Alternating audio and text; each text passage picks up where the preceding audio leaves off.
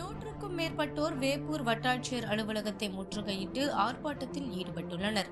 கடலூர் மாவட்டம் வேப்பூர் அருகே மாளிகைமேடு கிராமத்தில் பட்டியலின மக்கள் பொது இடத்தில் விநாயகர் கோவில் கட்டுவதற்கு ஏற்பாடு செய்துள்ளனர்.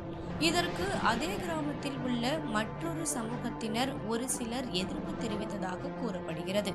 இந்த விவகாரம் தொடர்பாக வேப்பூர் வட்டாட்சியர் அலுவலகத்தில் வட்டாட்சியர் மணிகண்டன் தலைமையில் சமாதான கூட்டம் நடைபெற்றுள்ளது. அதில் உடன்பாடு ஏற்படவில்லை எனவும் சிலை வைப்பதற்கு அனுமதி மறுக்கப்பட்டதாகவும் கூறப்படுகிறது. இந்த நிலையில் நேற்று இரவு அந்த இடத்தில் விநாயகர் சிலை வைத்துள்ளனர்.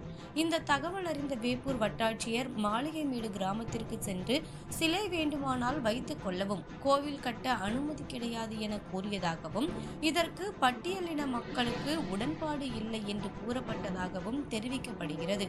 இதனால் விநாயகர் சிலையை வட்டாட்சியர் பறிமுதல் செய்துள்ளார்.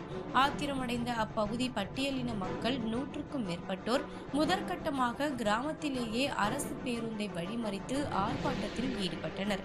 பின்பு அங்கிருந்து வேப்பூர் வட்டாட்சியர் அலுவலகத்தை முற்றுகையிட்டு சுமார் 100க்கும் மேற்பட்டோர் 1 மணி நேரத்திற்கு மேலாக ஆர்ப்பாட்டத்தில் ஈடுபட்டு வந்தனர். இதனால் வேப்பூர் பகுதியில் பரபரப்பு ஏற்பட்டுள்ளது.